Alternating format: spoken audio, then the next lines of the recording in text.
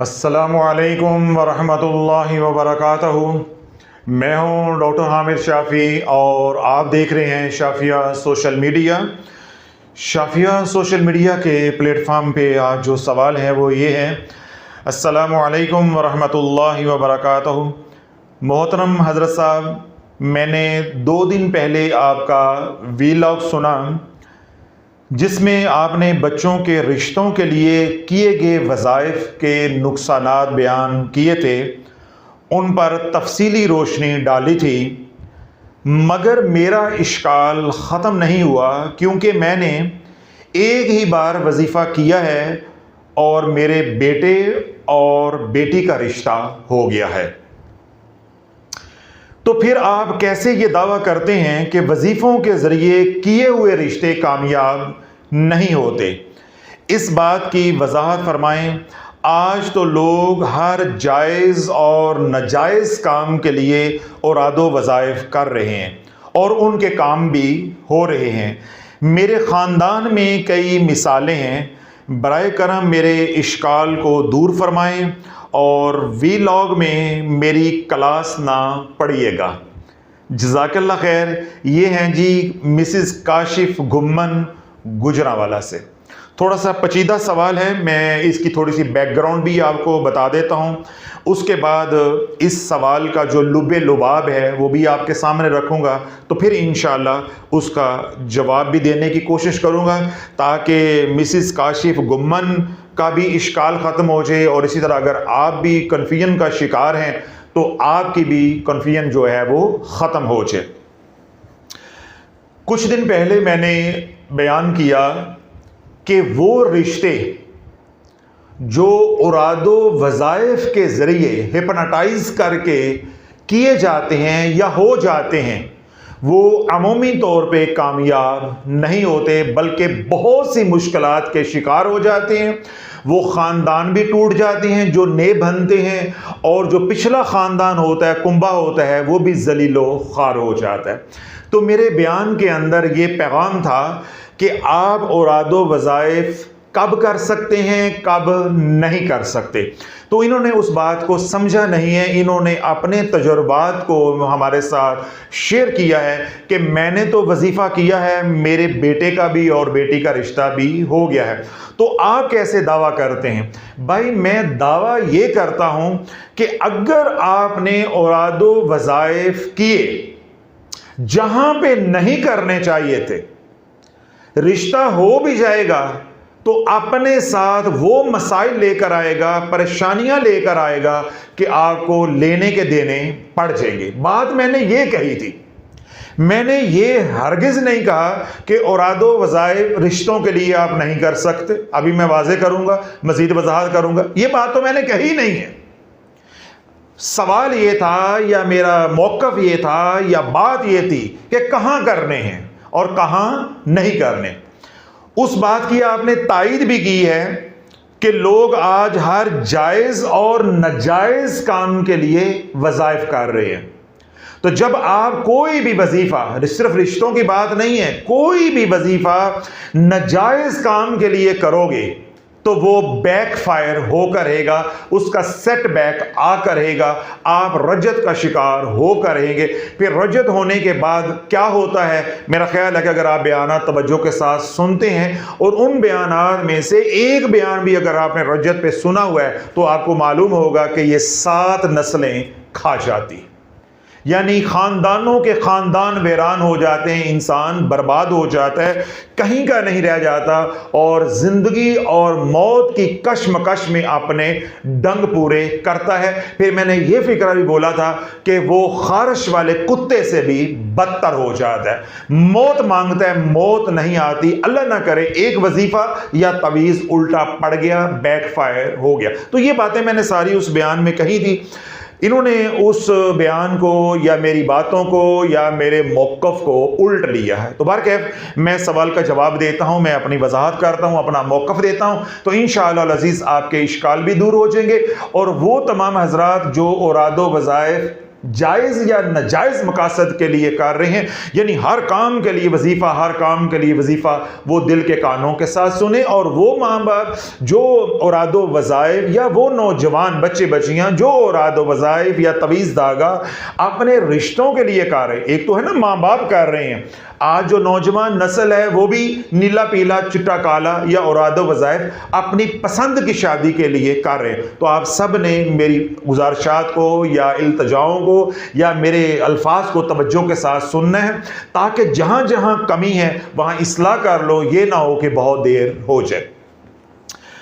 औरादो वज़ाइफ हों तिजारत के लिए या औरादो वज़ाइफ हों पसंद की शादी के लिए या औरादो वज़ाइफ हों महज बच्चों के रिश्तों के लिए या औरादो वज़ाइफ हों रोज़गार के लिए, यानी बच्चों की मुलाजमत, नौकरी या कारोबार के लिए, किसी भी मकसद के लिए हों, जब भी कोई वजीफ़ा नाजायज़ मकसद के लिए करोगे, मैं काले इल्म की बात नहीं कर रहा, वो हमारा प्लेटफॉर्म नहीं है, वो हमारा मौजू नहीं होता।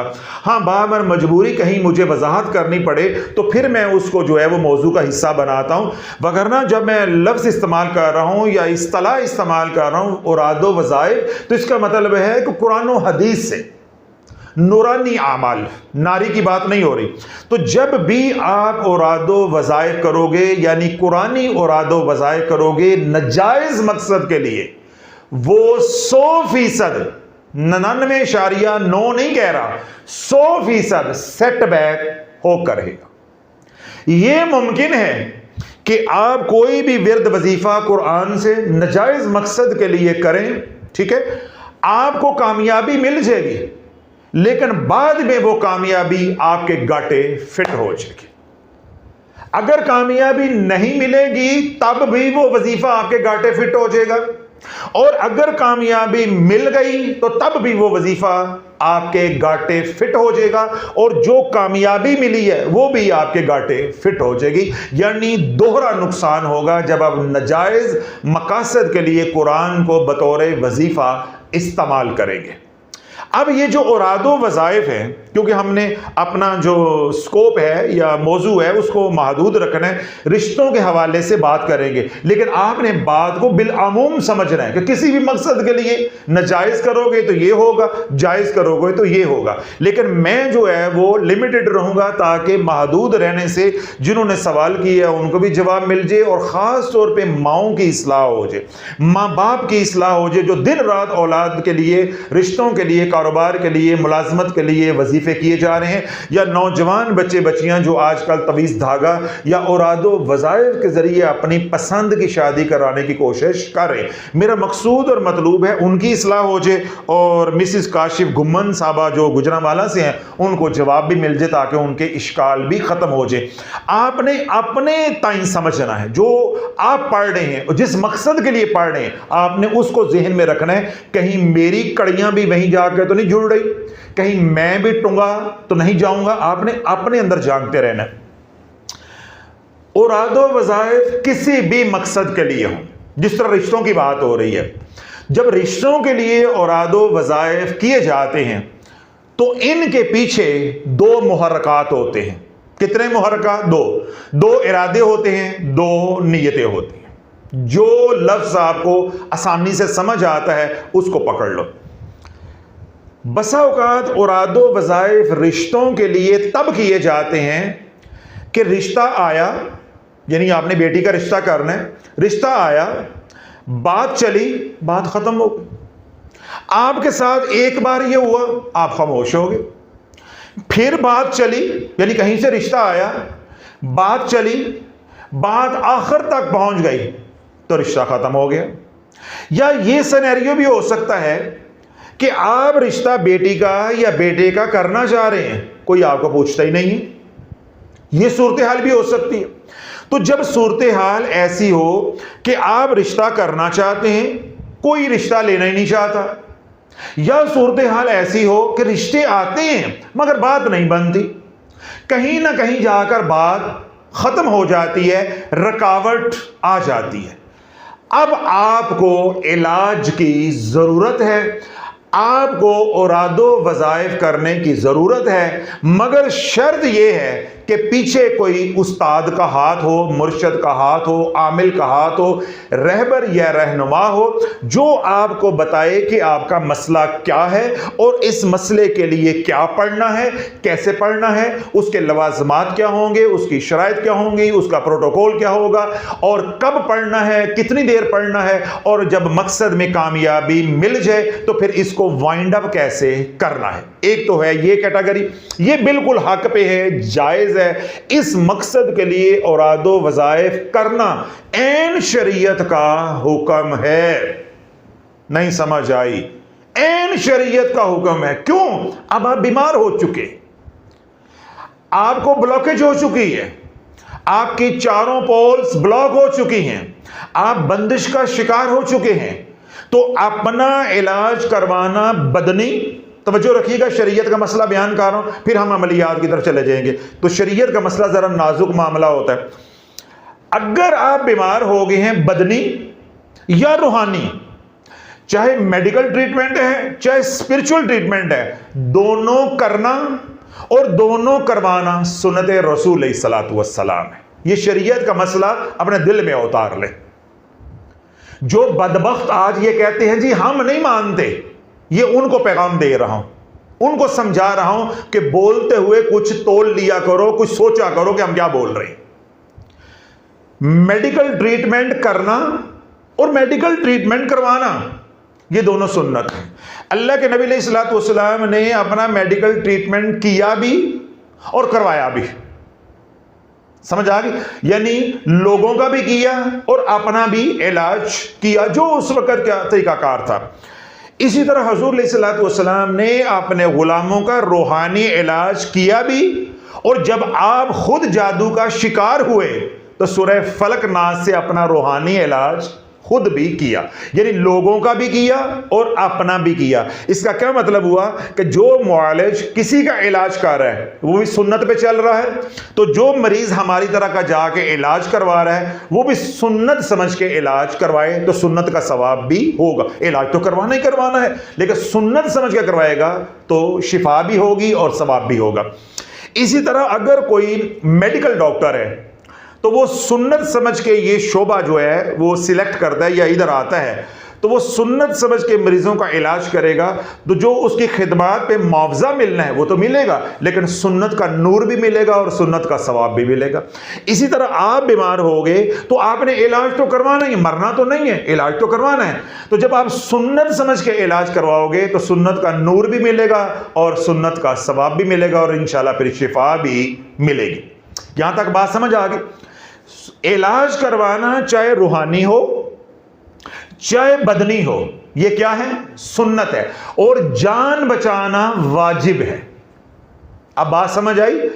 जब आप मेडिकल प्रॉब्लम में फंस गए, आपकी जान को खतरा है, तो शरीयत का हुक्म है कि जान बचाओ।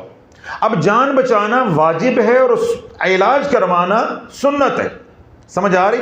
इसी तरह आप जादू का शिकार हो गए, आपकी बेटियों के सर में चांदी आ रही है, बच्चे हैं उनका कारोबार नहीं है, घर तबाह हो रहा है, घर में लड़ाई झगड़े हैं, हर दूसरे रोज घर में खून के छींटे पड़ते हैं, कबूतर के पंख जो है वो खून आलूदा आपके घर में आते हैं, आपके घर में पत्थर गिरते हैं, आपके घर में लड़ाई झगड़े हैं, आपके घर में रिज़्क़ की बेबरकत है। पहले आप साब हैसियत थे, हर आने वाले दिन में आप नीचे नीचे नीचे नीचे आते जा रहे हैं। घर में बदतफाकी है, लड़ाई झगड़ा है, घर में बीमारियों ने डेरे डाले हैं, हर काम में रुकावट है, हर काम में रुकावट है, जिल्लत जिल्लत जिल्लत है। तो ये क्या है? ये बंदिश है। आपको रूहानी तौर पे बीमार कर दिया गया है या आप रूहानी तौर पे बीमार हो गए। अब इलाज करना या करवाना क्या है? सुन्नत है, और अपनी जान बचाना क्या है? वाजिब है। तो ये मैंने शरीयत का मसला भी बयान कर दिया कि बसा औकात लोग इतना बोल्ड होकर बोलते हैं, उन्हें ये मालूम ही नहीं होता हम क्या बोल रहे हैं, क्या हमारे मुंह से कुफर जो है वो निकल रहा है।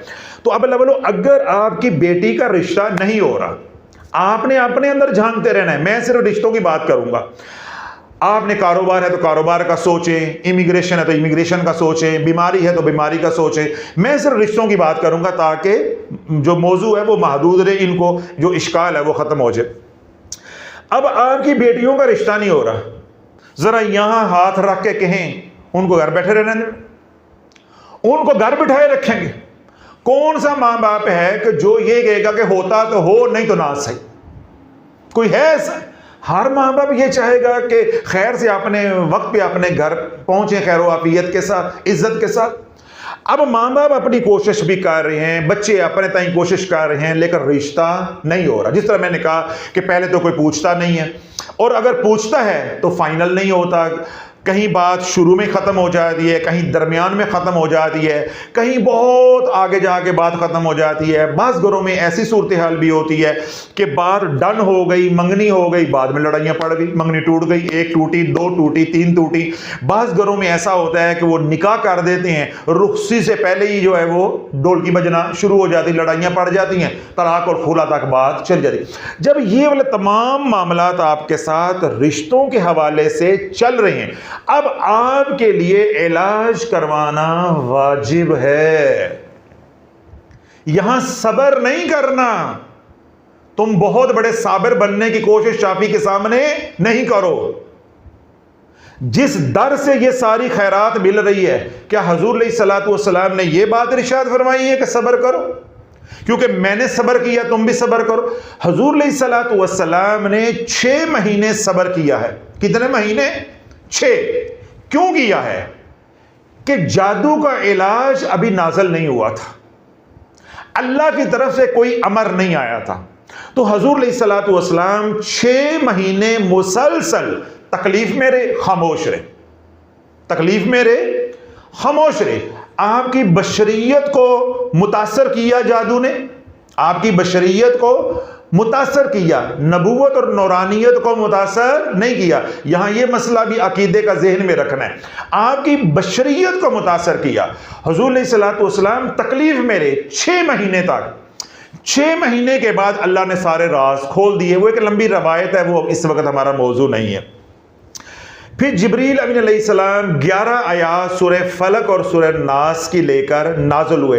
तो माज़अल्लाह सुम्मा माज़अल्लाह, क्या हुजूर अलैहिस्सलातु वस्सलाम ने यह बात इरशाद फरमाई है कि मुझे ज़रूरत नहीं, मैं अल्लाह की रज़ा पे राज़ी हूँ, मैं सब्र कर रहा हूँ? तो इसलिए ज़्यादा फन्ने खां बनने की ज़रूरत नहीं है। ज़्यादा अपनी वलायत दिखाने की या अपने नेक पाक होने की या तहज्जुद गुजार होने की या अपने साबर होने की तबलीग करने की ज़रूरत नहीं है। अल्लाह टोंग के रख देगा।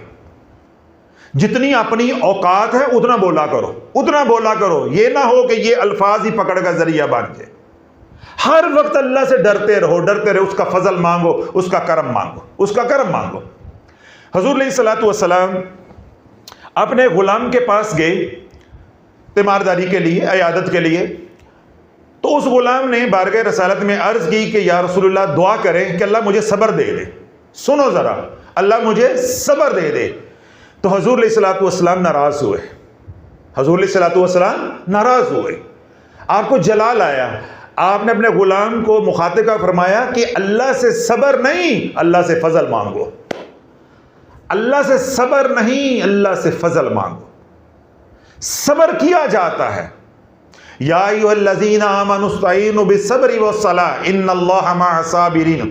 जब तक कोई अल्लाह की मदद नहीं आती, नमाज और सब्र के जरिए अल्लाह से मदद मांगते रहो, खामोश रहो, बर्दाश्त करो। लेकिन जब अल्लाह असबाब पैदा कर दे, फिर उन असबाब को अख्तियार करो। शरीयत का हुक्म है कि उतनी ही दुनिया मिलेगी जितने असबाब होंगे।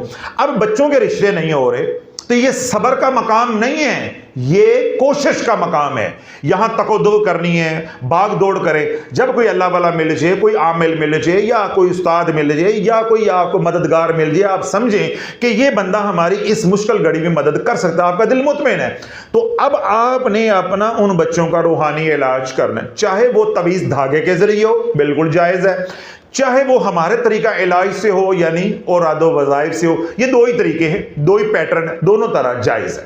दोनों तरह जायज़ है।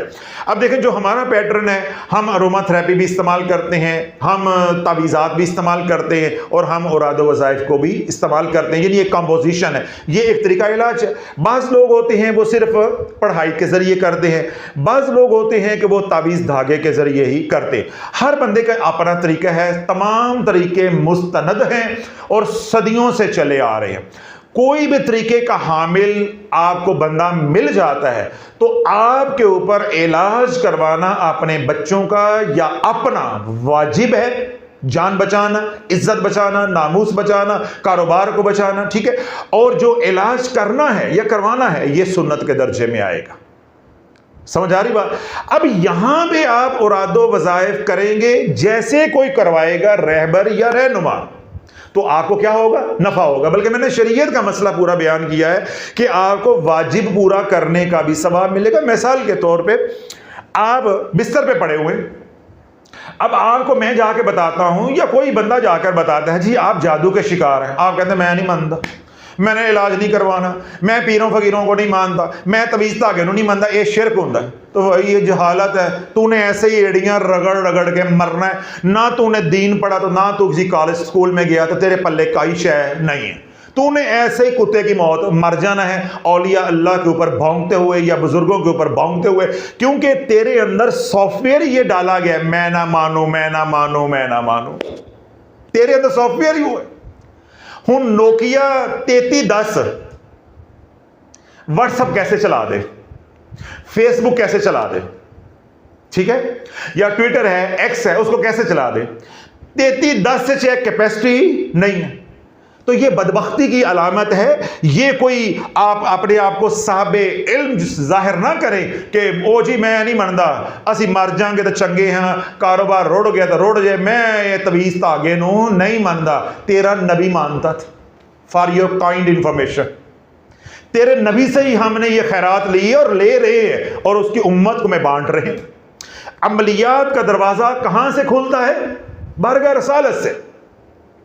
कोई हदीस पाक की किताब खोलो, सही बुखारी तो बड़ी दूर की बात है, गैर मारूफ किताब भी कोई आप हदीस पाक की खोलो, आपको बाबुल अमलियात मिलेगा, अमलियात का बाब मिलेगा। यानी वो आमाल जो अल्लाह के नबी अलैहिस्सलातु वस्सलाम ने अपने गुलामों को, या वो साइल जो दुख लेके बारगाह रसालत में आए, हुज़ूर अलैहिस्सलातु वस्सलाम ने किसी को कुछ बताया, किसी को कुछ बताया, किसी को कुछ बताया, वो सब कुछ करते रहे और करवाते रहे। माज़ल्ला तू उनसे आगे बढ़ गए, तू उनसे बड़ा मवाहद बन गए, उन्होंने शिरक ना जाना, तूने शिरक बना लिया। कमाल नहीं हो गया? कमाल नहीं हो गया? वो क्या कहते हैं, सस्ते आलू ते महंगा पेट्रोल, ठंडा माहौल ते मिठे चौल, दस मैं किथे जावा ते मंजी किथे डावा। Skoon.com। आज मैंने सारा मजमून पूरा कर दिया। किधर की बात किधर चली गई है। अच्छा भला सीरियस माहौल चल रहा था, सस्ते आलू ते महंगा पेट्रोल, ठंडा माहौल ते मिठे चौल। Skoon.com, जिथे भी रहते हो जिਉਂਦੇ रहो तो बसते रहो। अल्लाह वालों ऐसी बलाओं से दूर रहा करो। मैं समझाना ये चाह रहा हूं। अब अल्लाह वालों अगर आप रूहानी तौर पे मुतासिर हो गए हैं, जिस तरह बंदिश लग गई मैंने बताया, अब अगर आप इलाज करवाते हो अपनी जान को बचाने के लिए, जो कि वाजिब है, तो उस वाजिब पे अमल करोगे। भाई जान अल्लाह की अमानत है, अल्लाह ने हुक्म दिया इलाज करो, मैं उस वाजिब को पूरा कर रहा हूं। तो जो आगे तदबीर करोगे, ठीक है, चाहे रूहानी इलाज करवाओ, चाहे मेडिकल ट्रीटमेंट करवाओ, अगर रूहानी मसला है तो रूहानी करवाओगे, बदनी मसला है तो बदनी करवाओगे, वो सुन्नत के दर्जे में आ जाएगा। यहां भी अगर आप औराद वज़ाइफ करोगे, चाहे सेहत के लिए, चाहे कारोबार के लिए, चाहे बच्चों के रिश्तों के लिए, ये 100% जायज है, बल्कि ऐन हुक्म है कि करो करो। घर बैठे ओरा जो ब्लॉक हुआ है या पोल्यूटेड हुआ है या पोल्स ब्लॉक हुए हैं, ये घर बैठे या माह सब्र करने से खुल नहीं जाने। यहां मैं एक और बात भी लगे हाथ खोल दूं। बाज़ लोगों ने मेरे बयान सुने हैं 2-2.5 साल में, वल्लाहु आलम उनकी क्या मेंटलिटी है, या वो पैसा बचाना चाहते हैं। मैं अल्लाह ना करे कोई बदगुमानी नहीं कर रहा, मैं सिर्फ इस्लाह के हवाले से बात कर रहा हूँ। या उनको मेरी बात सही समझ नहीं आई, या वो वक्त बचाना चाहते हैं, या वो पैसा बचाना चाहते हैं, या अल्लाह की ज़ात जानती है या वो जानते हैं। कई लोगों के मुझे मैसेजेस आते हैं, हज़रत साहब जब से हमने आपके बयान सुने हैं तो हमने तमाम औरादो वज़ाइफ, तवीज़ धागा, नीला पीला चिट्टा काला, अगे शाह पीछे शाह, करंट शाह, सोलर शाह, बैटरी शाह, बग्गे शाह, अगे शाह, सब हमने क्या कर दिया, छोड़ दी। अच्छा जी, ठीक हो गया। अब क्या कर रहे हो? अब जी हम सिर्फ 5 अमाल करते हैं जो आपने बताए हैं, बाकी सब कुछ हमने छोड़ दिया। हो बाबा, ये तो आपने जो पीछे तबाही है उसके आगे बंद बांधा, वो जो तबाही फैलाई है 15 साल 10 साल वजीफे किए हैं, उसकी बहाली किसने करनी, उसका इलाज किसने करना है? ये है कुल अकल। सुनो, अब एक बंदा है मिस्टर ए बी सी, कोई भी है, मिस्टर सो एंड सो, उसको हार्ट अटैक हो गया। क्या हो गया? हार्ट अटैक हो गया। ओहो, आज के बाद नमक बंद, चकनाई वाली चीजें बंद, अब मैं परहेजी खाना खाऊंगा, मगर हार्ट अटैक का इलाज नहीं करवाऊंगा। उसको क्या कहोगे? वही मैं तुम्हें कहूंगा जो मुझे सुनाते हो ना कि हज़रत साहब हमने आपके बयान सुने, हमने सब कुछ छोड़ दिया, हम सिर्फ 5 अमाल करते हैं, तो हमने इलाज नहीं करवाना। तो जरा सोचो, अल्लाह ना करे, अल्लाह ना करे, आपको हार्ट अटैक हो जाता है, आप कहते हो आज से परहेजी खाना शुरू, आज के बाद नमक बंद, चिकनाई वाली चीजें बंद, देसी घी बंद, वगैरह वगैरह बंद, सिर्फ मैं परहेजी खाना खाऊंगा, मगर मैं अपनी बीमारी का, हार्ट अटैक का इलाज नहीं करवाऊंगा। आपके बारे में लोग जो कहेंगे ना कि आप कौन हो, वही मैं कहूंगा कि आपको पहले ज़हनी इलाज की जरूरत है। तो इसी तरह वो लोग जिन्होंने मेरे बयान सुनकर अपना ये जहन बना लिया है कि जो हो गया वो सो हो गया, चौधरी शुजात फार्मूला मिट्टी पाओ, मिट्टी पाओ। भाई ये मिट्टी पाओ प्रोग्राम, ये सियासत नहीं है कि चौधरी शुजात फार्मूला लगा दोगे और जो कुछ भी होगा जी मिट्टी पाओ आगे चलो, ये नहीं है। वो जो पीछे तबाही आपने की है तवीज़ धागा करके या औरादो वज़ाइफ करके, उसका इलाज करवाओगे, तब 5 अमाल से नफ़ा होना शुरू होगा। फिर 5 अमाल के साथ मज़ीद औरादो वज़ाइफ आएंगे, ये 5 अमाल भी चलते जाएंगे, साथ साथ इलाज भी चलता जाएगा। जब इलाज मुकम्मल हो जाएगा, पीछे से बल सफाई हो जाएगी, फिर सारी ज़िंदगी 5 अमाल करते रहना, इंशाल्लाह 5 घी और सारे कढ़ाई में होगा। इसका मतलब ये नहीं है आपको हार्ट अटैक हो गया तो सिर्फ आपने परहेजी खाना 5 अमाल करने हैं, ये नहीं होगा। तो ये बात भी आज मैंने वाज़े कर दी है कि वो हजरात जिन्होंने बयानात सुनकर औरादो वज़ाइफ छोड़ दिए, अगर वो पैसा बचाने के लिए, वक्त बचाने के लिए, या किसी भी नालायकी की वजह से या किसी भी शरई उज़र की वजह से इलाज नहीं कर रहे, तो अपनी इस्लाह कर ले, इस्लाह कर ले। जिस तरह मैंने दलील दी है, अल्लाह न करे किसी को शुगर हो जाती तो वो कहता जी मैंने आज से चीनी बंद, मिठाई बंद, मीठे चावल बंद, शाफी जिन्ना मर्जी कहता रहे, ठंडा माहौल तो मिठे चौल नहीं खाने, जो मर्जी कहता रहे, तो क्या शुगर नॉर्मल हो जाएगी? इसका क्या मतलब है? पहले इसका इलाज होना जरूरी है, या पहले शाफी के पास आना जरूरी है ताकि तशरीफ सीधी हो, तो अकल कोई अपने जगह पे आए तो अपना इलाज करवाओ। तो अल्लाह जिन्होंने बयान सुनकर तौबा की है, मैं उनको सलूट करता हूं, बहुत अच्छी बात है। लेकिन जो तबाही की है अपने खानदान की, या अपनी, उसका इलाज करवाओ। जो भी आपके करीब है या जहां भी आपका दिल मुतमईन होता है, अपना इलाज करवाओ। यहां मेरे पास आओ या ऑनलाइन मेरे से रब्ता करो अगर मेरे से दिल मुतमईन है। अगर आपको कोई सहूलत अपने इलाके में, ठीक है, अपने शहर कस्बे में है, तो वहां से इलाज करो, मेरे पास कोई आना फर्ज नहीं है। मैं सिर्फ ये कह रहा हूं कि इलाज करवाना तुम्हारे ऊपर वाजिब है, तुम बीमार हो तो जब इलाज करवाओगे वो सुन्नत के दर्जे में आ जाएगा, वाजिब का भी सवाब मिलेगा और सुन्नत का सवाब भी मिलेगा। तो मेरा ख्याल है काफी तफसील हो गई है कि जहां आपको जरूरत है औरादो वज़ाइफ की, रूहानी इलाज की, वहां आपने रूहानी इलाज करवाना है, आपकी जरूरत है, आप पर वाजिब है। जब इलाज करवा रहे होंगे तो फिर सुन्नत समझकर करवाना है कि नबी अलैहिस्सलाम पर जब आजमाइश आई तो उन्होंने भी रूहानी इलाज किया। जिब्रील अमीन अलैहिस्सलाम रूहानी इलाज लेकर, यानी सूरह फलक नास जो नेगेटिव एनर्जी के लिए पर्टिकुलर है, स्पेशली हैं, वो लेकर हाजिर हुए। हुज़ूर अलैहिस्सलाम ने तिलावत फरमाई, जूं जिब्रील अलैहिस्सलाम पढ़ते गए, साथ साथ हुज़ूर अलैहिस्सलाम उन्हीं कालिमात को, उन्हीं अल्फाज को या उन्हीं आयात को 11 को दोहराते गए। 11 गिरा जो है वो लगी थी, 11 गिरा जब खुलती गई तो हुज़ूर अलैहिस्सलाम की तबीयत हशाश बशाश हो गई, यानी वो अमल टूट गया, वो अमल टूट गया। अब इलाज के 2 तरीके होते हैं। अगर किसी ने जादू किया है, जहां किया है, पुतला है, कंघी है, या इस तरह धागा है, या कोई भी चीज है जिस पे किया है, वो आपको मिल जाता है, आप उसको फासद कर देते हो तो आपकी जान छूट जाएगी। यानी फिजिकली उसको फासद कर देते हो, खत्म कर देते हो, पानी में बहा देते हो। जिस तरह लोगों को मैं कहता हूं भाई आपके घर में तावीज़ है, उनको पानी में बहा दो। अक्सर लोग कहते हैं जी हमारे घर से तावीज़ निकले। मैं क्या कहता हूं कि जलाना नहीं है, दबाना नहीं है, लटकाना नहीं है, इनको पानी में बहाना है। जब पानी में बहा दोगे तो इंशाल्लाह काफ़ी हद तक यानी 80-90% उसका असर जो वो ख़त्म हो जाएगा। बाकी थोड़ी बहुत सदका खैरात करो, पाक साफ रहो, इंशाल्लाह बाकी जो 10% या 15% नेगेटिव एनर्जी आई है वो अल्लाह के हुक्म से क्लियर हो जाएगी। आपको इलाज करवाने की ज़रूरत नहीं है। और अगर वो तावीज़ात या वो पुतला नहीं मिलता, ठीक है, नहीं मिलता, 99.9% केसेस में नहीं मिलता, तो उसका तरीकाकार क्या है कि हम पढ़ाई के जरिए और आदो वज़ाइफ के जरिए उस नेगेटिव एनर्जी को बर्न आउट कर देते हैं, खत्म कर देते हैं।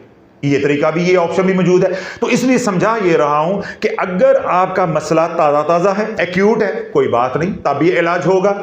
और अगर आपका मसला पुराना हो गया, क्रॉनिक हो गया, कोई बात नहीं है, तब भी आपका इलाज होगा। आप पर इलाज करवाना, चाहे बेटियों के रिश्तों का मसला है, कारोबार का मसला है, सेहत का मसला है, या माली मसला है, या कोई भी मसला है, लड़ाई झगड़े का मसला है, किसी तरह का मसला है, आप रूहानी मसाइल का शिकार हो गए, अब आपके ऊपर रूहानी इलाज करवाना वाजिब है। और सुन्नत के दर्जे में रह के आपने इलाज या तो खुद करना है या किसी मुआलिज से आपने करवाना है। इस सूरत में आप जो तवीज़ धागा करेंगे या इस सूरत में आप जो औरादो वज़ाइफ पढ़ेंगे, किसी की रहनुमाई में आपको 100% नफ़ा होकर रहेगा। ये वाली बात मुकम्मल हो गई। अब तो कोई इश्काल नहीं है। अब आ जाओ इधर के ढोलकी तो इधर हमने रखनी है ना। इधर तो सादा सादा प्रोग्राम था, वो उबले चावल तो उत्ते दाल सी, वो मैं फारक करता है। ए बिरयानी प्रोग्राम इधर है, तशरीफ इधर सीधी होनी है। अब औरादो वज़ाइफ पढ़ने की जो दूसरी सूरत है वो क्या है, सुनो। अब आपने अपने अंदर झांकते रहना है, मैं सिर्फ रिश्तों की बात करूंगा। औरादो वज़ाइफ पढ़ने की जो दूसरी सूरत है रिश्तों के मामले में, वो क्या है? आपने भाई से बेटी का रिश्ता मांग लिया। मैं एक मिसाल दे रहा हूं, भाई से बेटी का रिश्ता मांग लिया। बेटी रिश्ता करवा के राजी नहीं अपने कजन से, यानी आपके बेटे के साथ। आपका जो भाई है वो रिश्ता दे के राजी नहीं, बेटी की मां राजी नहीं है। कहना यह चाह रहा हूं कि आपने जहां रिश्ता अपने बेटे का करना है, दूसरा फरीक बेटी वाले आपको देखकर राजी नहीं है, रिश्ता कहां दे देना, रिश्ता कहां दे देना है। अब इस केस में आपने पढ़े वज़ाइफ, तवज्जो रखिएगा। अब मैं पोली पोली ढोलकी जो शुरू करने लगा हूं। अब आपने शुरू कर दिए औरादो वज़ाइफ, असा रिश्ता लेके छड़ना है, असा रिश्ता लेके छड़ना। एक तो ये सूरत हाल हो सकती है, सिनेरियो हो सकता है। एक ये भी हो सकता है कि आपने रिश्ता मांगा, उन्होंने इनकार कर दिया, कहीं और कर दिया, बाहर या अपने खानदान में कहीं और कर दिया। अब आपने अपनी अना का मसला बना लिया, आपके अंदर पाकिस्तानी जिन ऐसे बाहर आया, अना का मसला बना लिया, जे दिती सानू नहीं तो वसन उथे भी नहीं देनी। अब आपने अना का मसला बना के औरादो वज़ाइफ शुरू कर दिए, तवीज़ धागा शुरू कर दिया। दो सिनेरियो हो गए, दो सूरत हाल हो गई। तीसरी आई लव यू हो गया। मैंने तो कहा था भाई इधर दाल चावल प्रोग्राम है, इनको मैंने पहले फारग कर दिया। असल डिश तो इधर है जिनकी तशरीफ सीधी करनी है, जहां 90% उम्मत है, इधर है, इधर सारा गंद इधर है। ये बाएं हाथ, ये तो बेचारे मुस्तहिक हैं, इनको तो मैंने तरगीब दी है, दलाइल दी हैं, भाई तुम करवाओ करवाओ करवाओ अपना इलाज। तो जो हट दर में उनको बेइज्जत भी किया, उनको आईना भी दिखाया है कि ये जहालत है, ये तुम साबे इल्म नहीं हो बल्कि जाहिल हो। तो जितनी क्लास उनकी पढ़नी थी उनकी पढ़ दी, जो उनको समझाना था समझा दिया। असल अल्लाह वालों गंद इधर है, उम्मत इधर से उजड़ रही है कि जहां रिश्ता करना चाहते हो वो देते नहीं, हमने लेके छोड़ना, नंबर 1। नंबर 2, रिश्ता मांगा, उन्होंने इनकार कर दिया, कहीं दे दिया, अब दुश्मनी पे उतर आए कि अब हमने बसरे नहीं देनी, या वहां से डिटैच करवा के तड़वा के इत्थे टांका लाना है। दो सूरतें हो गई। और तीसरी क्या है? I love you. क्या है? I love you. नौजवान बच्चे बच्चियां आपस में आई लव यू हो गया। अब कोई इधर से नहीं मान रहा, कोई उधर से नहीं मान रहा, तवीज़ धागा शुरू हो गया, वजीफे शुरू हो गए, टिकटॉक से देखकर या फिर ऑनलाइन घर में सलाजीद पहुंचना शुरू हो गई। अब आप देखें, पिछले से पिछले एतवार मेरे पास एक फैमिली आई। अब वो खातून, मैंने आज तक किसी खातून से उसकी उम्र नहीं पूछी क्योंकि हमारी ज़रूरत ही नहीं है, तो मैं मजबूर हो गया उस खातून से ये सवाल करने पे, क्योंकि उसके सारे सर के बाल जो है वो सफ़ेद थे। एक तो तरह सर के बाल सफ़ेद हो गए या दाढ़ी के बाल सफ़ेद हो गए, आपने डाई कर ली, वो तो एक अलग मामला है ना, वो डाई भी नहीं किए हुए, बिल्कुल सफ़ेद। आप थोड़ा सा तसव्वुर करें कि एक औरत है, उसके ये वाले आईब्रोज के जो बाल हैं वो भी सफ़ेद सफ़ेद हों और सर बिल्कुल वो बानो कुदसिया की तरह चिट्टा हो, तो आप उसके बारे में क्या सोचेंगे। लेकिन शाफी ढीठ हो के मैंने हिम्मत करके पूछा, मैंने कहा एक्सक्यूज़ मी, आपकी एज कितनी है? कहती हज़रत साहब मैं अराउंड 50 हूँ, यानी 50 के करीब मेरी उम्र। ठीक है, मैंने कहा बताएं क्या मसला क्या आपका। थोड़ा सा मुझे पता था। शुरू हो गया।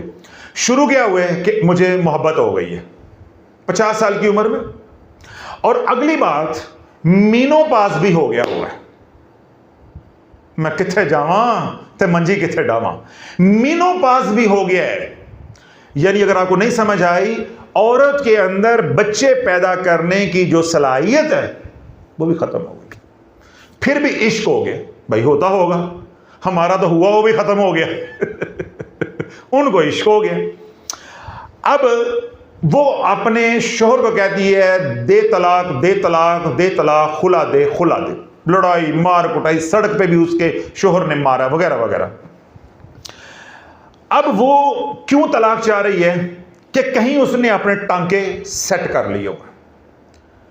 उसने खुद मुझे बताया कि मेरे शोहर ने मुझे कहा कि तूने इसी घर में अब जीना है, मरना है, जो भी होना है, तेरा कौन है? हर दूसरे दिन तलाक मांगती, खुला मांगती, कहां जाएगी?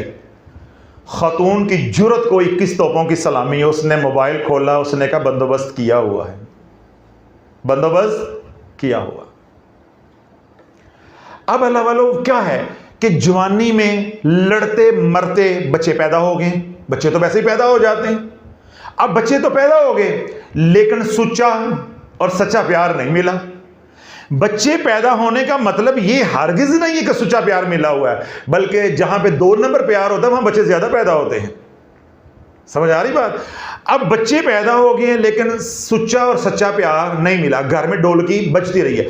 अब उस औरत के अंदर रिवेंज है, इंतकाम की आग है कि मैंने इसे जलील करना है। मुझे कोई कहीं से सपोर्ट मिल जाए तो मैंने अपने शोहर की नाक रगड़नी है। अब उसको कोई मदारी मिल गया है, फ्राडिया इस उम्र में, जिसने कहा मैं कबूल कर लूंगा, मैं तेरे खर्चे भी उठाऊंगा, यानी बच्चे भी पैदा नहीं तो कर सकती, सारी बातें उसे मालूम है। इसके बावजूद उसने कहा जी आई लव यू, मैं तुम्हें कबूल करता हूं। अब उसके उकसाने पे या उसके गुमराह करने पे वो औरत तुली हुई है कि मुझे हजरत साहब कुछ ऐसा पढ़ने को बताएं कि तलाक हो जाए। मैंने कहा बेशर्मे, मैं जोड़ने के लिए बैठा हूं या तोड़ने के लिए बैठा हूं? मैंने ये काम हम नहीं करते। अब ये वो खातून बैठी है, बिल्कुल बराबर पे उसकी जवान बेटी बैठी है। तो मैंने ऐसे ना हाथ रख के ना दाढ़ी पे, तो मैंने बच्ची को कहा, मैंने कहा बेटा आप बताओ ये तुम्हारी मामा क्या बात कर रही। अब वो 22-24 साल की बच्ची है, वो टप टप रोना शुरू हो गई, आंसू। उसने मैं सारी कहानी जो है वो खोली। कहता साहब हमारी माँ को शर्म नहीं आ रही है, अब हमारी शादियों का वक्त है, हमारी माँ ये गुल खिलाती है, हमें कौन लेगा? बड़ी वैलिड बात थी, हमें कौन लेगा? हमारी माँ की हमारे बाप के साथ रोजाना लड़ाई अब इस बात पे है कि मुझे तलाक मुझे तलाक। हम कहते हैं कि हम अपने बाप की वकालत नहीं करते। ठीक है, उसने तुम्हारे साथ बुरा सलूक किया, कुछ तुम्हारे अंदर भी गलतियां थी, चलो मान लेते उसने बुरा सलूक किया। अब जवानी आपने गुजार ली, बुढ़ापे में जरूर जलील होना। जो बाकी 8-10 साल 15 साल रहते हैं इसी तरह गुजार लो, वल्लाहु आलम हमारा बाप पहले चला जाए या तुम पहले चली जाओ, यही भी इज्जत साथ गुजार लो। लेकिन माँ को मदारी ने चाबी दी हुई है और फ्राडिये ने, वो कहता जी मुझे तुम कबूल है, मुझे तुम्हारे से मोहब्बत हो गई है। माई उधर कहती है कि मुझे मोहब्बत हो गई है। तो अगर अल्लाह वालों उम्र के किसी हिस्से में ये वाला सानिया अल्लाह ना करे ट्रेजेडी किसी की जिंदगी में हो जाती है तब, या जवानी में कहीं पे अट्टी सट्टी बच्चों की हो जाती है, अब उधर वाले नहीं मान रहे, कोई इधर वाले नहीं मान रहे, अब आपने किए औरादो वज़ाइफ। सुनो, आपने रिश्ता मांगा किसी भी खानदान से, फैमिली से या फैमिली से बाहर, उन्होंने रिश्ता नहीं दिया, नंबर 1। नंबर 2, आपने रिश्ता मांगा, उन्होंने रिश्ता कहीं जल्दी में कर दिया।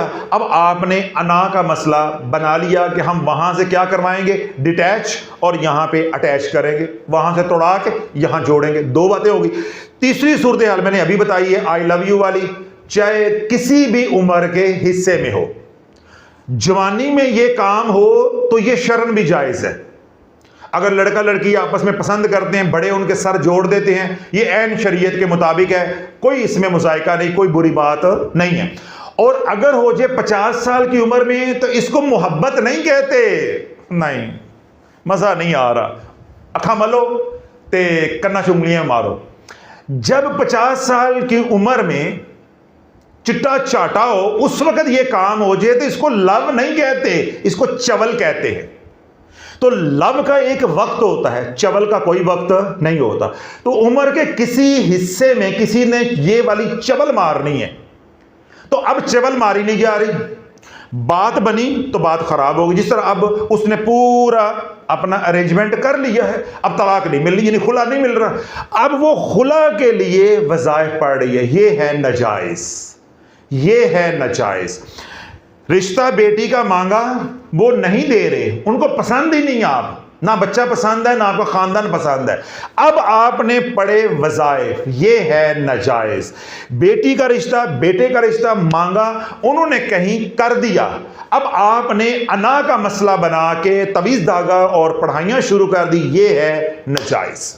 इसी तरह जवानी में लव का मसला है, दोनों खानदान एक दूसरे को नहीं पसंद करते, आपने अना का मसला बनाकर वज़ाइफ शुरू कर दिए कि मनवा कर छोड़ेंगे वरना हमने ट्रेन के नीचे सर दे देना, धमकियां लगानी शुरू कर दी, नीला पीला चिट्टा काला वो भी शुरू कर दिया, साथ वज़ाइफ भी शुरू कर दी। ये सब कुछ नाजायज है, ये सब कुछ नाजायज है, ये सब कुछ तेरे पे पलट कर आना है। अब होता क्या है, आपने अपने खानदान में किसी की बेटी का रिश्ता मांगा, ना बेटी करा के राजी है ना उसके बड़े देकर राजी हैं। बिलफर्ज ऐसी सूरत हाल भी हो सकती है कि बेटी राजी हो, 4-5 लोग जो बड़े हैं वो राजी ना हो, यह सूरत भी तो हो सकती है ना। कोई भी ऐसी सूरत हो कि आप रिश्ता इस लालच में कर रहे हैं, तो वजह रखिएगा, इस लालच में कर रहे हैं कि वो बड़े अमीर है, वो बड़े अमीर है, उनकी बेटी डॉक्टर बन गई है, या उनकी जायदाद है, आपकी ये काली आंखें डेले उस जायदाद पे टिके हुए हैं, आपको बेटी से कोई सरोकार नहीं है, आप जायदाद से रिश्ता करना चाह रहे हैं कि बेटी उनकी अकेली के लिए या उसका विरासत में बहुत बड़ा हिस्सा है या अमीर कबीर है, यानी माल है पीछे, तो माल की वजह से आप कर रहे हैं। या बेटी तालीम अच्छी हासिल कर गई है, कोई ओहदा है उसके पास, ठीक है, प्राइवेट या सरकारी, उस वजह से। या बेटी हसीन है, इधर कोई मेरे जैसा है, अब आपको ये है कि ये जो हुस्नो जमाल का पैकर है इसके ऊपर तभी टांका सही लगेगा कि उनकी लड़की आ जाए, चलो हमारे लड़के का भी जो ऐब है वो छुप जाएगा, तो हमारी भी खानदान में बल्ले बल्ले हो जाएगी। ये रिश्ते नहीं है, ये धोखाबाजी है, ये धोखा है। इन तमाम सूरत हाल में से कोई भी सूरत हाल है, उसके अंदर आप जो भी औरादो वज़ाइफ करोगे कुरान से और तवीज़ धागा करोगे, सब का सब बैक फायर होकर रहेगा, होकर रहेगा, होकर रहेगा। तेरे खानदान पे रज्जत पड़कर रहेगी, पड़कर रहेगी, पड़कर रहेगी, और तेरी 7 नस्लें भुगतती रहेंगी, भुगतती रहेंगी, भुगतती रहेंगी। क़यामत तक का वक्त है, घोड़ा भी तेरे पास है, मैदान भी तेरे पास है, जितना दौड़ा सकते हो दौड़ा लो।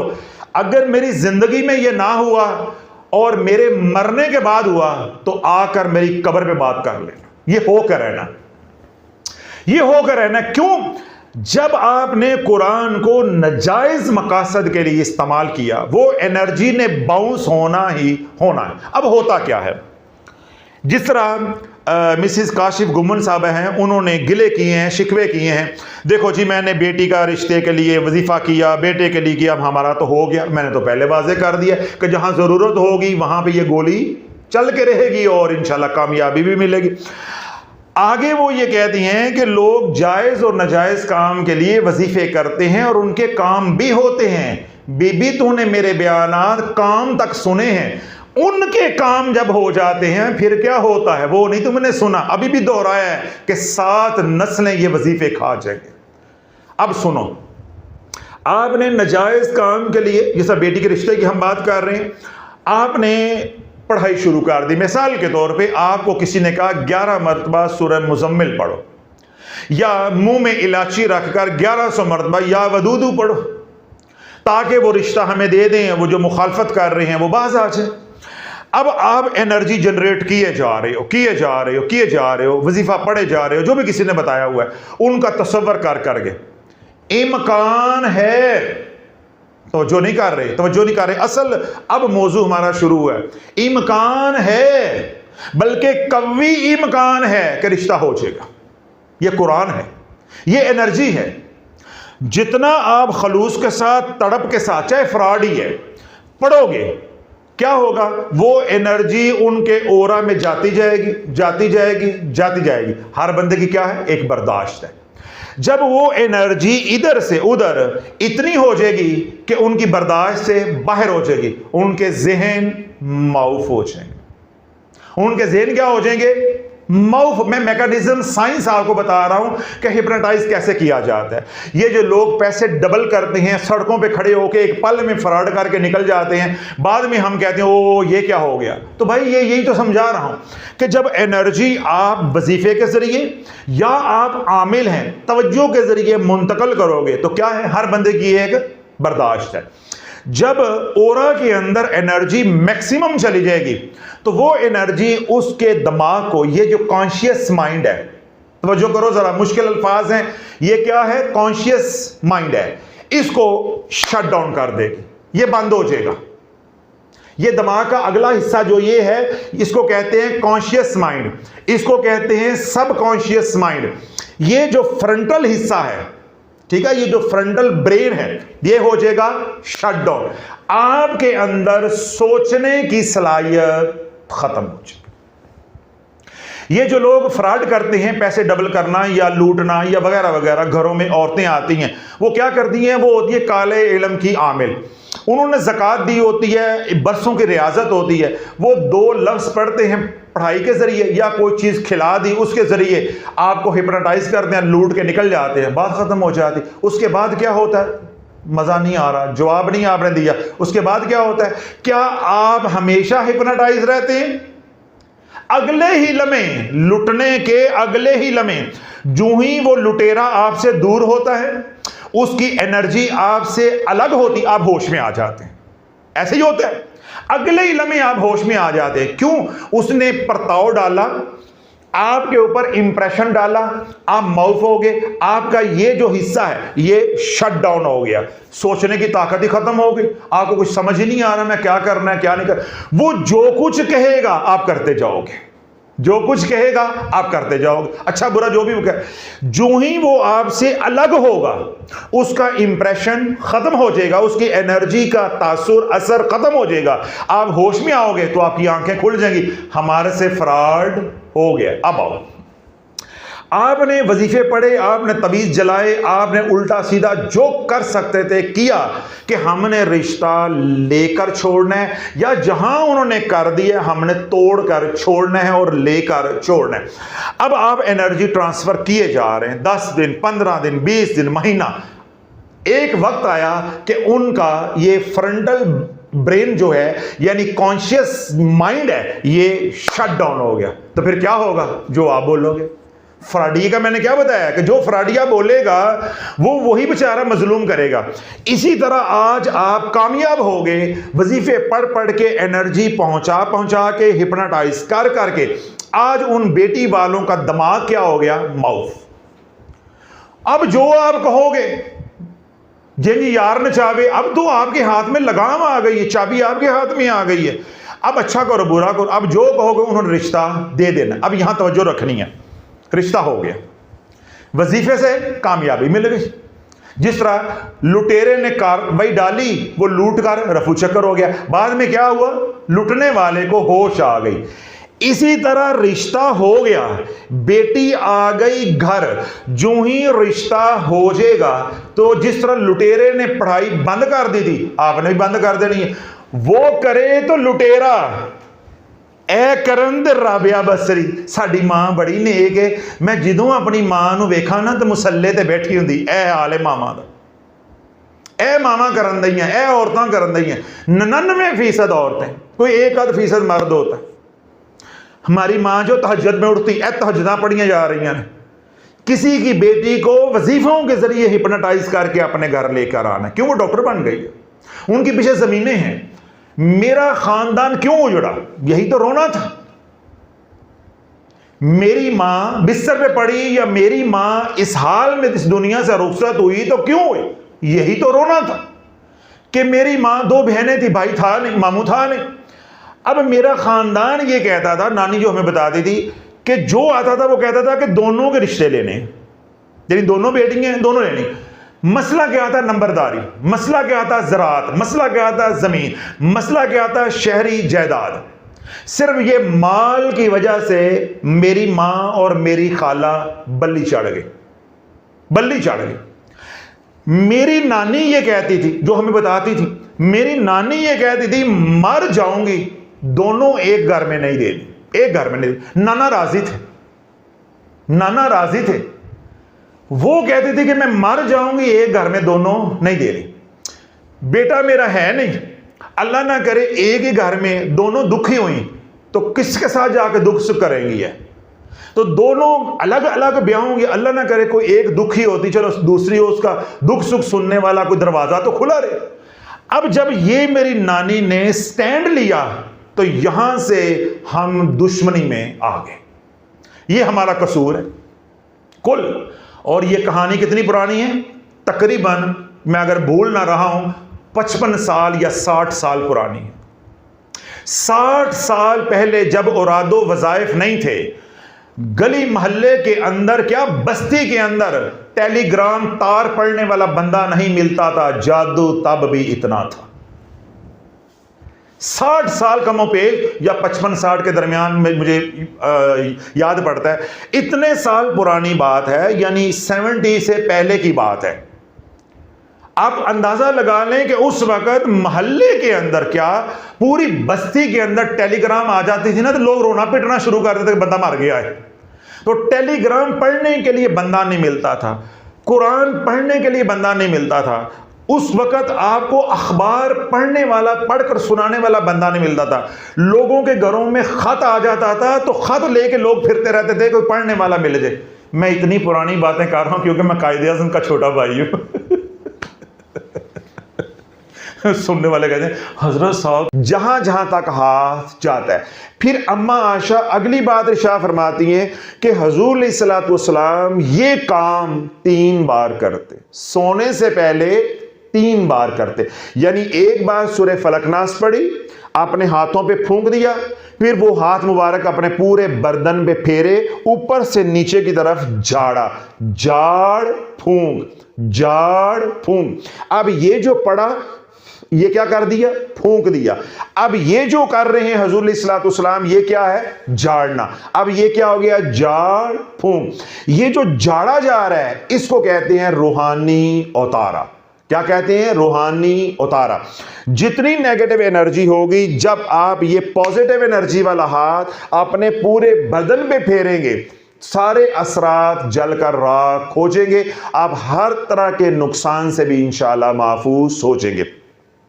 2 बातें आपने इस हदीस पाक से सीख ली कि एक, अल्लाह के नबी सल्लल्लाहु अलैहि वसल्लम रात सोने से पहले झाड़ते भी फूंकते भी, पहले फूंकते फिर बाद में झाड़ते। ये बात आपने सीख ली। फिर दूसरी बात आपने ये सीख ली कि हुजूर सल्लल्लाहु अलैहि वसल्लम सोने से पहले 3 बार फूंकते और 3 बार झाड़ते। यानी सोने से पहले 3 बार पढ़ाई करना सुन्नत है और 3 बार उतारा करना सुन्नत। ये बात भी आपको समझ आ गई इस हदीस पाक से। फिर अम्मा आयशा फरमाती हैं कि जिन दिनों में हुजूर अलैहिस्सलातु वस्सलाम का मज़ार शरीफ ठीक ना होता, यानी हालत बीमारी होती, तो हुजूर अलैहिस्सलातु वस्सलाम अगर रुकिया ना पढ़ते, यानी सूरह फलक नास ना पढ़ते, तो मैं पास बैठकर सूरह फलक नास पढ़ देती और हुजूर अलैहिस्सलातु वस्सलाम के हाथों पे फूंक मार के आपके हाथ मुबारक पकड़कर आपके हाथ आप ही के बदन पर फेर देती। क्यों? अल्लाह के महबूब के हाथ मेरे हाथों से ज्यादा मुबारक है। इस हदीस पाक से हमने क्या सीखना है कि अल्लाह के नबी अलैहिस्सलातु वस्सलाम ने उम्मत के लिए तालीम छोड़ी है, जिस भी हाल में हो, हसार किए बगैर, पढ़ाई किए बगैर, उतारा किए बगैर सोना नहीं है। हमने हुजूर से यह सीखा है। आज उम्मत ने हुजूर से यह सीखा है। हमने सिर्फ यह सीखा है कि खाए पिए बगैर नहीं सोना, टका के खाना है और रज के फिर सोना है, और उल्टा सोना है, सुन्नत के खिलाफ सोना है। सोने की इब्तदा भी सुन्नत के खिलाफ और उठने की इब्तदा भी सुन्नत के खिलाफ, और फिर कहना है कि हमारे रूहानी मसाइल हल नहीं होते।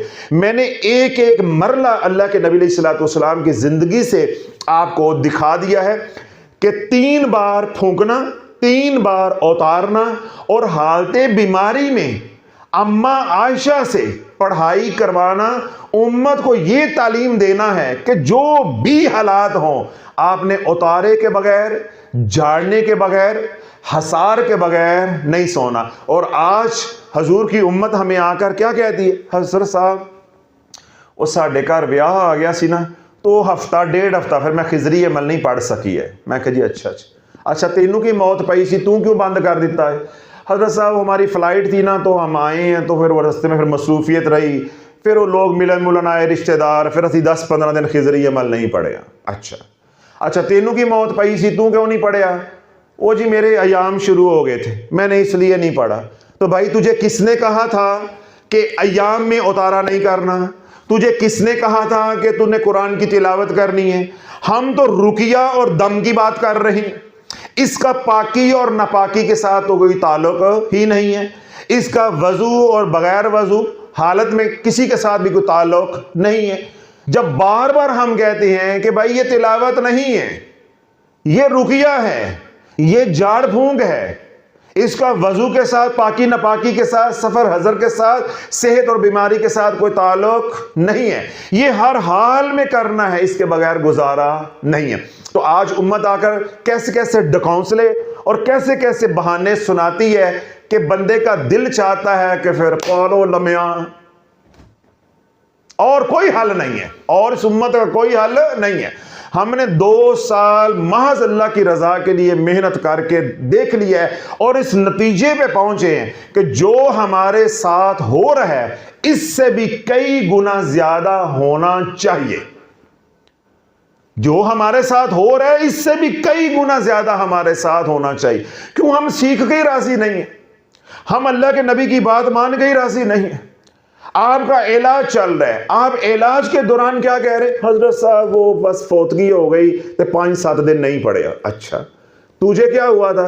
वो जी सफर थी, एस तो नहीं पढ़ा गया। अच्छा तुझे क्या हुआ था? वो जी शादी आ गई ना, तो वो फिर छूट गया, तो फिर नहीं हजरत साहब मैंने पहले 21 दिन पढ़े आए और बाद में छाड़ता। ये जवाब होते हैं, ये जवाब होते हैं। और कोई जो है वो हमारे ऊपर एहसान चढ़ा रहा होता है, हज़रत साहब जोहर का नहीं पढ़ा जाता, असर का नहीं पढ़ा जाता, वो छोड़ दिया करें। मैं नहीं पढ़ सकता, मेरे पास इतना टाइम नहीं, मैं सिर्फ 2 बार पढ़ सकता हूं। भाई तू ना पढ़, तेरे पढ़ने से जो शाफी के बैंक में डॉलर आते हैं ना, तू आज ही रोक दे, तू आज ही रोक दे। भाई पढ़ रहे हो, अपने भले के लिए पढ़ रहे हो, तो अल्लाह के नबी अलैहिस्सलातु वस्सलाम ने जो तालीम छोड़ी है मेरे आपके भले के लिए है।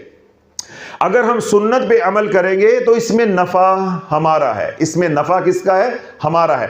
तो मैंने आपको मुकम्मल कॉन्सेप्ट जो उतारे का है वो हुजूर अलैहिस्सलातु वस्सलाम की मुबारक जिंदगी से आपको समझा दिया है कि रात सोने से पहले 3 बार अपना उतारा करना सुन्नत है। अब अगली बात कि उतारे के लिए जो रुकिया पढ़ा जाता है या सूरतें पढ़ी जाती हैं या कलाम पढ़ा जाता है वो मुख्तलिफ होता है।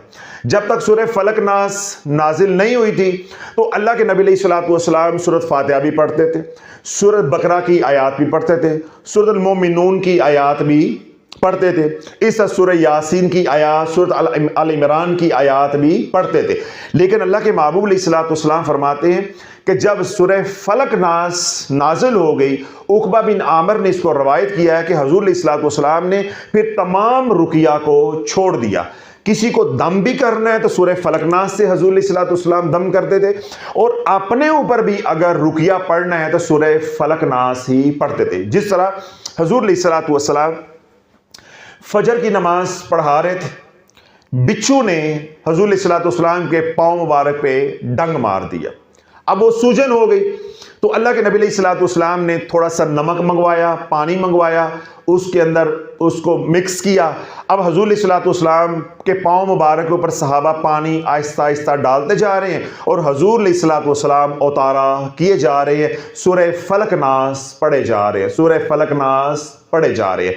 तो यूं बीमारियों का इलाज, बदनी बीमारियों का इलाज भी अल्लाह के नबी अलैहिस्सलातु वस्सलाम ने सूरह फलक नास से शुरू कर दिया, रूहानी बीमारियों का इलाज भी सूरह फलक नास से शुरू कर दिया, और हसार के लिए, औतारे के लिए अल्लाह के नबी अलैहिस्सलातु वस्सलाम ने सूरह फलक नास पढ़नी शुरू कर दी। लेकिन इसका यह मतलब हरगिज नहीं है कि सूरह फलक नास के अलावा किसी और सूरत या आयत से या इसमें पाक से आप रूहानी उतारा नहीं कर सकते।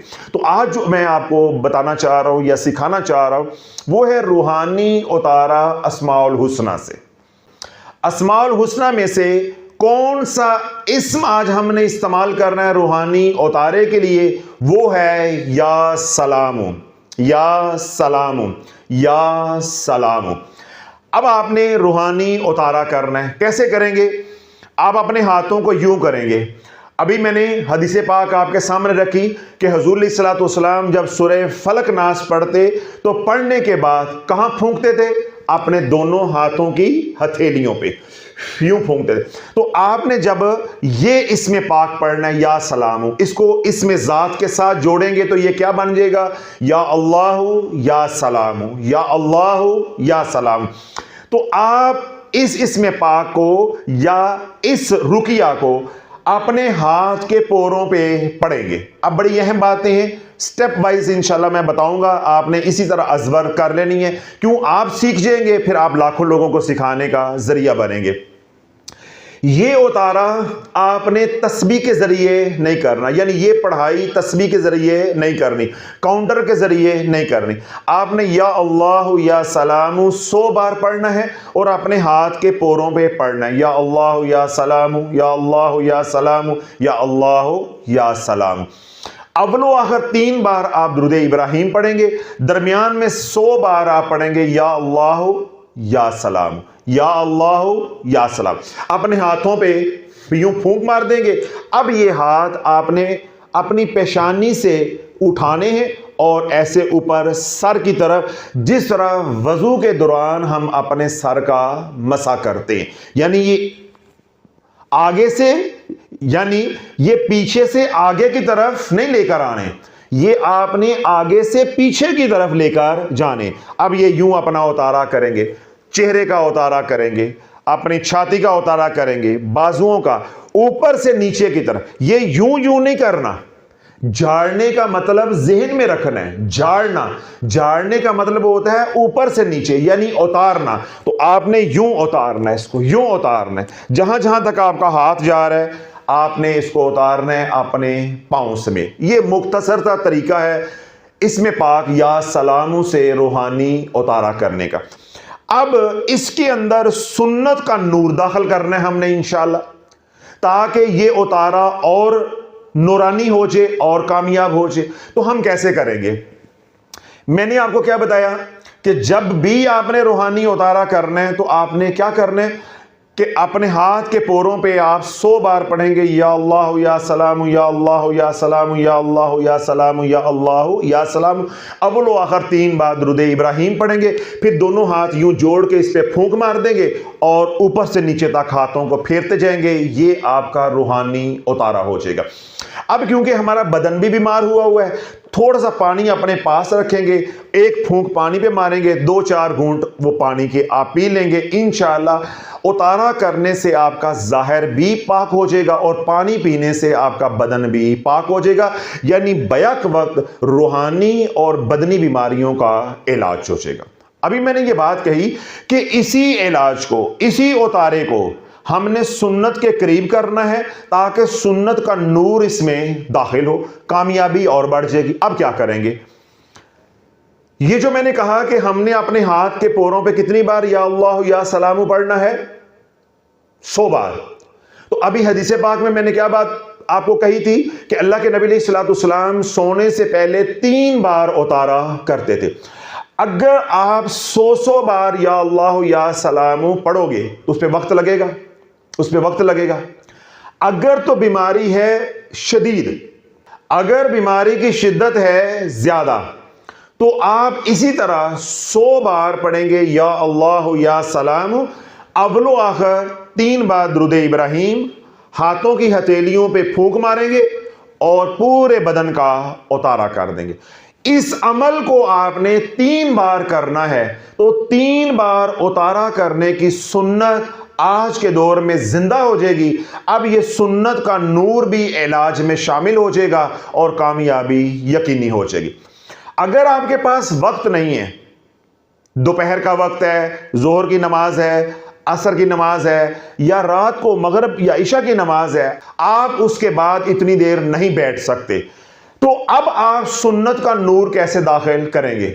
उसका तरीका है, जो आपने 100 बार पढ़ना है या अल्लाह या सलामु, आप उसको 33 बार पढ़ेंगे या अल्लाह या सलामु। अव्वलो आखिर एक बार दुरूद इब्राहिम पढ़ेंगे, हाथ की हथेलियों पे फूंक देंगे और पूरे बदन का उतारा कर लेंगे। आपको गिनना भी आसान हो जाएगा। अब एक उतारा हो गया, अब दोबारा आप 33 बार पढ़ेंगे या अल्लाह या सलामु, या अल्लाह या सलामु, या अल्लाह या सलामु। अव्वलो आखिर एक बार दुरूद इब्राहिम, अब दोबारा उतारा कर देंगे। फिर आप 34 बार पढ़ेंगे या अल्लाह या सलामु, या अल्लाह या सलामु। अव्वलो आखिर एक बार दुरूद इब्राहिम पढ़ेंगे, हाथ की हथेलियों पे फूंक देंगे, अब ये तीसरी बार उतारा कर लेंगे। तो इसमें आज़म कितनी बार पढ़ा गया? 100 बार। यानी उसी को हम 3 हिस्सों में तकसीम कर लेंगे तो अल्लाह के नबी की अदा के ऊपर अमल हो जाएगा, अल्लाह राजी हो जाएगा। जब अल्लाह राजी हो जाएगा तो इंशाअल्लाह फिर हमारा उतारा कामयाब हो जाएगा। तो दोनों तरीके मैंने सिखा दिए हैं कि अगर आप महज 100 बार वाला उतारा करते हैं तो उसमें भी सुन्नत को दाखिल कर लें, उसमें भी सुन्नत को दाखिल कर लें। और अगर आपके पास वक्त है तो आप 100 बार पढ़ के 3 बार उतारा करेंगे तो ये सुन्नत रसूल सल्लल्लाहु के करीब तर हो जाएगा। अब क्योंकि हमारा इलाज चल रहा है, हमारा क्या चल रहा है? इलाज। अल्लाह के नबी सल्लल्लाहु अपना इलाज तो नहीं कर रहे, वो तो महज हसार कर रहे हैं। सारे दिन की जो नेगेटिव एनर्जी है वो कैसे उतारी जाती है, उम्मत को बताया जा रहा है, उम्मत को दिखाया जा रहा है। हमने वो नेगेटिव एनर्जी जो सारा दिन हमारे गिर्द इकट्ठी हुई या जिसने हमें मुतासर किया, हमने उसे भी खत्म